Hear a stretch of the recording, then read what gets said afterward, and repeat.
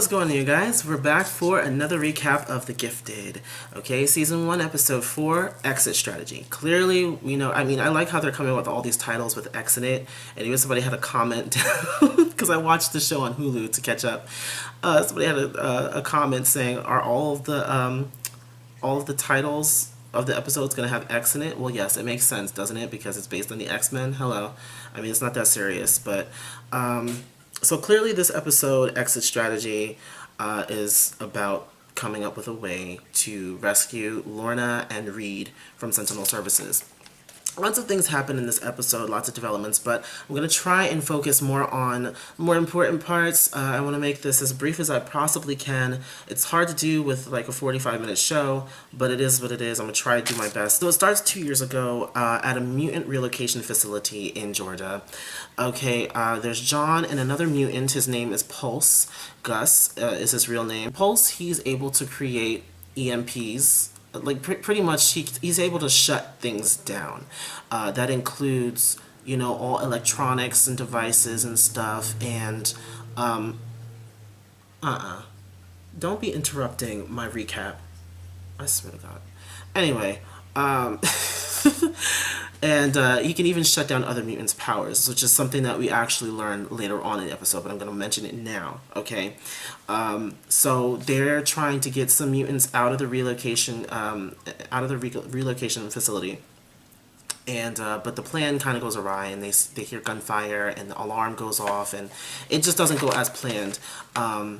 So Gus, he goes in and tries to, shut everything down so that they can escape a lot easier, a lot quicker. But as soon as he goes in there, he gets shot down. So they think that he's dead. They suffer a loss. And they lost like a good 6 people, they said. Lorna is being taken into the prison for Sentinel Services until they can move them to the actual facility. And Jace is, she takes her into this room, into the cell that's next to Reed, and she sees Reed. Reed tries to get on her good side, but she's not really budging. She's like, listen, like, you really should, like, don't talk to me because I don't have anything to say to you. You were literally just trying to use my baby as leverage to get me to, to bail out, like, to get me to, reveal the location of the MUN and stuff, and trying to get me to bring Marcos in and stuff so you can take him and imprison him as well. I'm not hearing you. Alright, so on to the MUN. They're briefing on how to rescue her. They're coming up with plans and whatever, and they're trying to kind of shape it the same way as before, infiltrating and taking it. And now they think that because they have Blink, it'll be a little bit easier because she can create portals. But as we have seen, she still doesn't have that great of control over it. Like, she can really only open the portal like in front of her, versus like in the movie and in the comics and stuff where she's kind of able to open portals everywhere, and kind of when like her powers were out of control, portals were opening everywhere and she didn't actually have to open it in front of her and kind of contain it. So she still kind of has to work on her control over that. But Sage is against it, and a couple of other people are against it. Actually, most of the people in there are against it because they remember what happened last time. I really shouldn't have gotten on camera until I got my hair done, but I had to wait until tomorrow to do it. But hey, it is what it is. You're getting this recap. Don't worry about my hair. Because I clearly have not been. So they only really get a few people to agree to the whole situation. Dreamer, there's this black guy. I don't know what his name is, and I should have like really paid more attention to that, but I was trying to get all of the really key parts out. I honestly thought he was about to die. I mean, the only black guy that has been really shown in the show besides Jace, a real like black person on the side of the mutants. Kate is the only one who's really like hopeful on this situation, because even Marcos and John really don't know how this is going to go. But Caitlin is like, I don't care what we gotta do. I'm gonna get my husband out. She's just, completely bent on trying to get Reed out of that prison. And so she comes up with an idea. Instead of trying to break into the facility where they're being held and having all of their resources so that they can fight back, Kate suggests that they instead intercept them, because they have to move them to the actual prison that they're going to be in from wherever they are right now. So they have to get all that together and run a convoy. So Kate suggests that they intercept the convoy.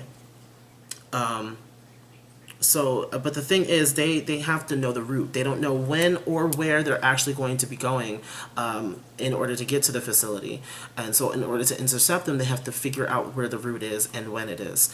So Marcos, he actually comes up with this idea to go to the cartel that he was a part of. He was a part of like this big drug cartel in Atlanta, and he mentions that he used to be a part of it, and he can like kind of go and talk to the leader of the cartel to find out some things, because there's somebody who's well to know in the area, so they kind of know a lot of information just because of people sharing it while they're doing their transactions or whatever. So yeah. But the others, they're like the others who know where he came from. They're kind of like, are you sure you really want to do that? Because you just got out of that place and you want to go back over there. You get this scene with John and Dreamer. They're talking about Blink. Blink obviously is still having these thoughts about John. They haven't passed yet. And Dreamer believes that it will pass, just like a dream. She's like, yeah, eventually she'll probably leave, and then you won't have to worry about her anymore, and she'll forget about you just like any other passing dream. But John is not really sure that will happen. John, he's like, look, I just don't want there to be any issues in the future.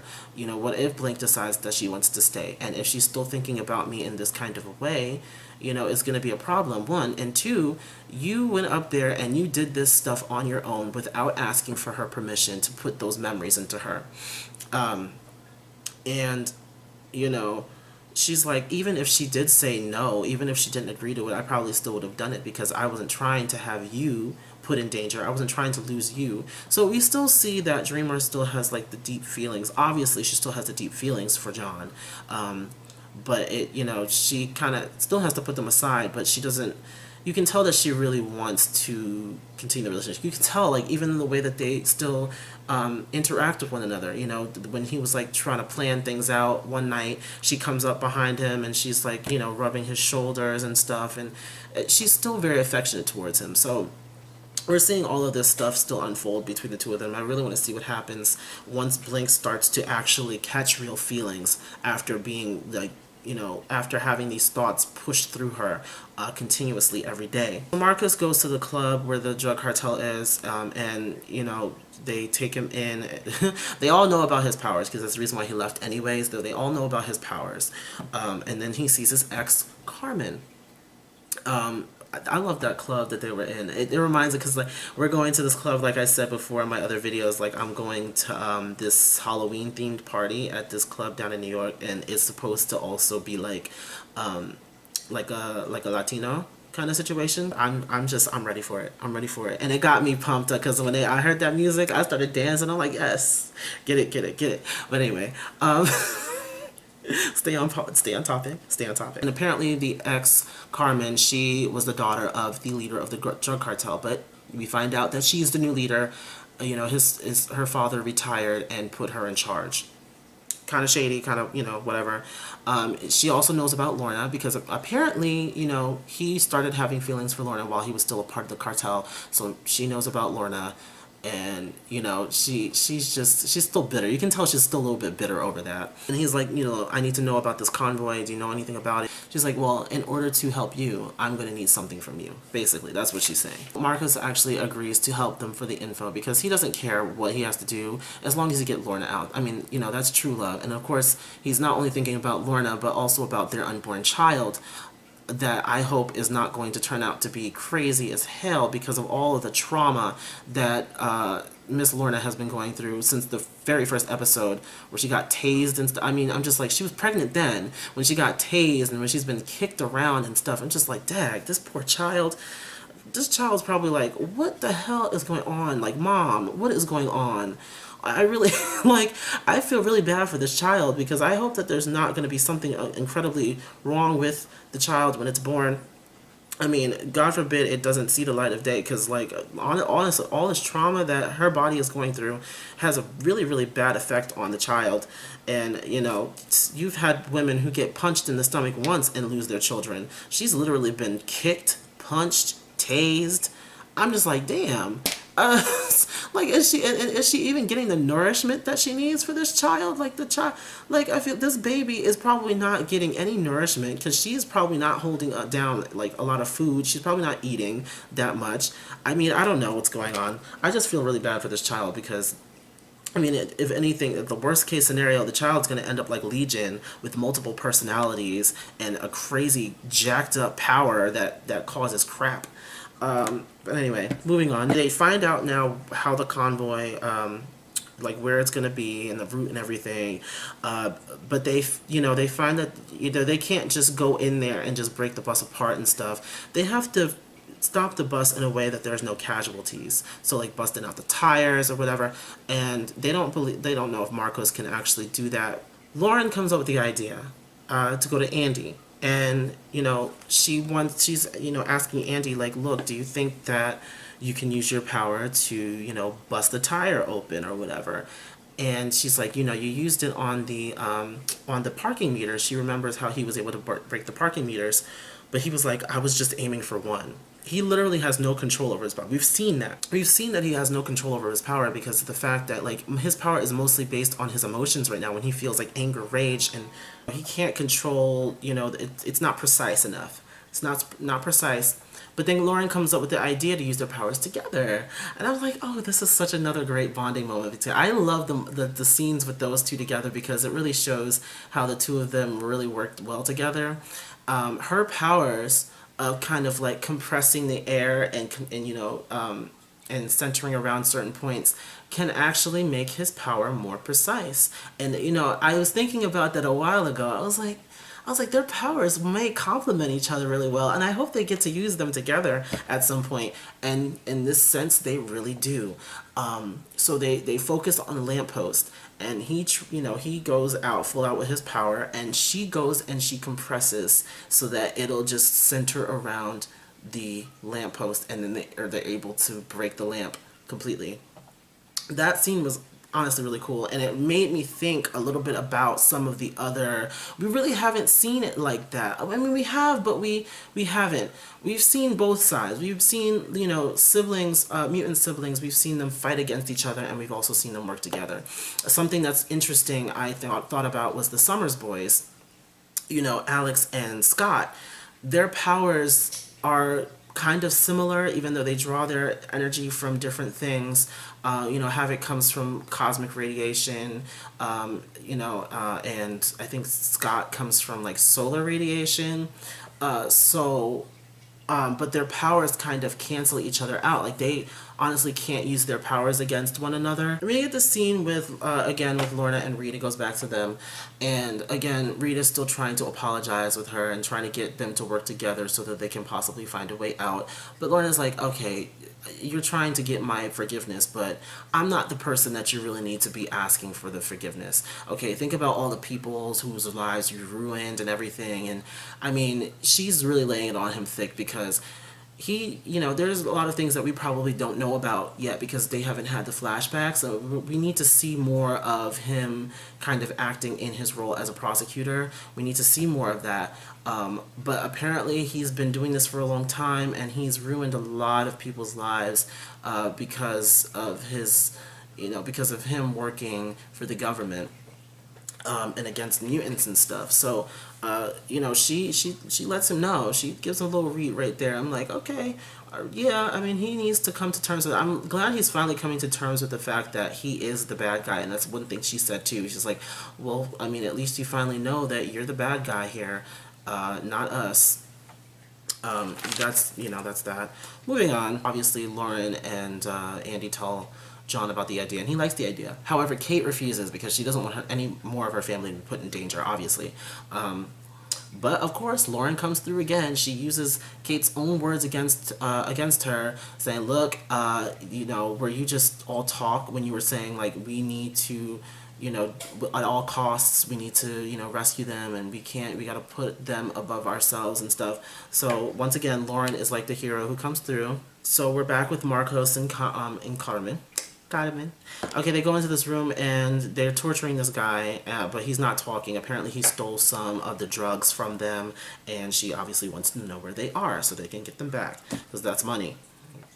Okay, and she brought Marcos there so that he can actually torture the guy, which he ends up doing, reluctantly, of course, but again, anything for Lorna because he's so in love with her, and of course, he wants to see her again, and obviously wants to see the child when it's born. He just wants her to be okay, and he wants the child to be okay. So he's gonna do whatever he can. I just hope that him doing this whole torturing situation isn't going to lead him down that dark path again. Because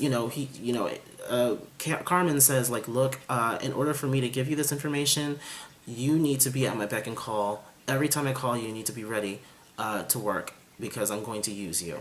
And she basically says that she's like, I'm not a child anymore, you know. Because he even said like you didn't like this stuff before. You used to beg your father not to torture any of these people, and she's like, well, you know what? I'm not a child anymore. I'm a businesswoman, and this is all business. It's nothing personal. It's just business. So I really want to see how Marcos handles this whole situation because now he's kind of being pulled back into the cartel. D-Day, okay. Reed and Lorna are put into these cells on this bus, and they're gonna be taken to the prison.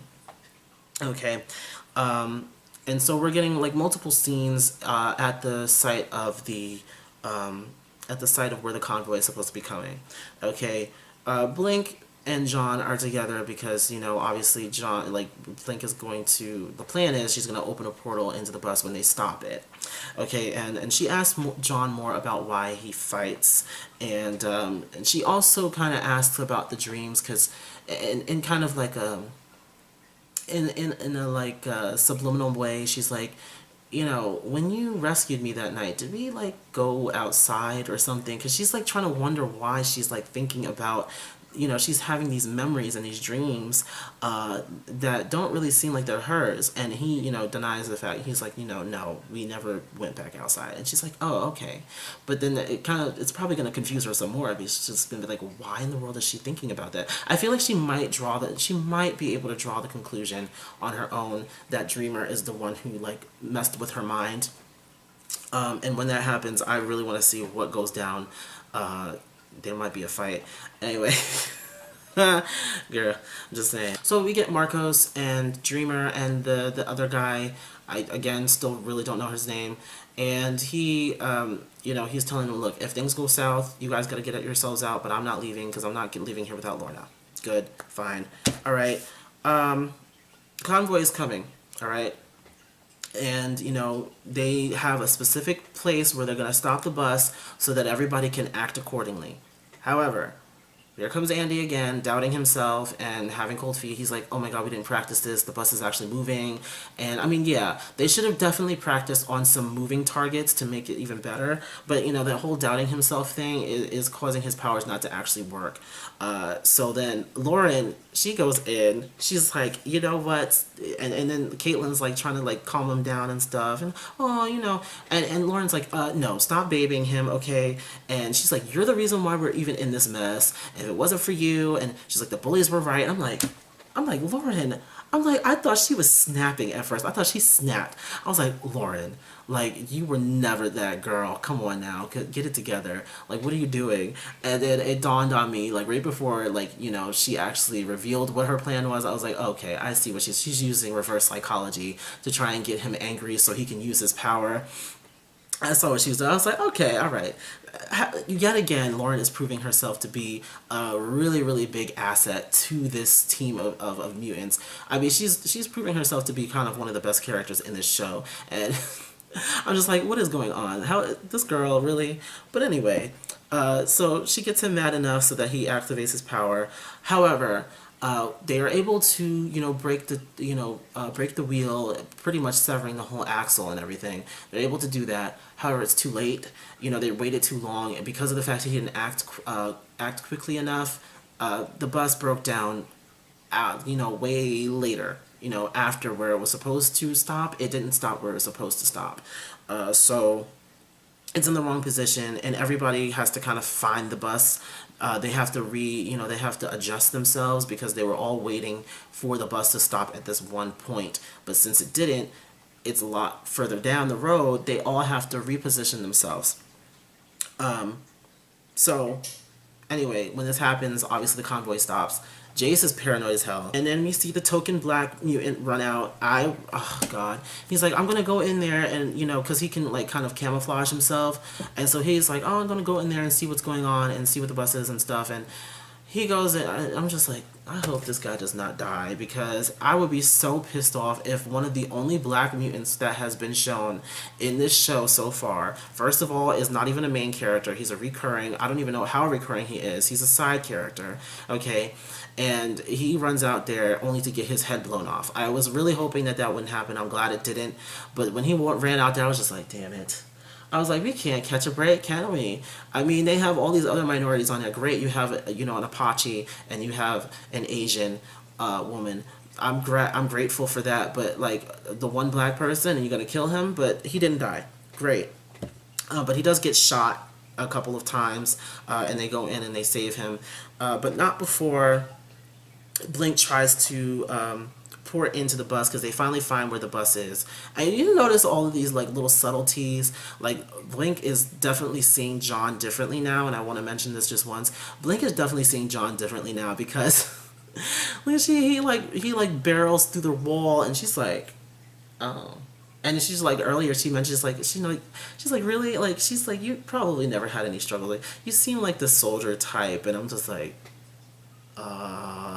what's going on?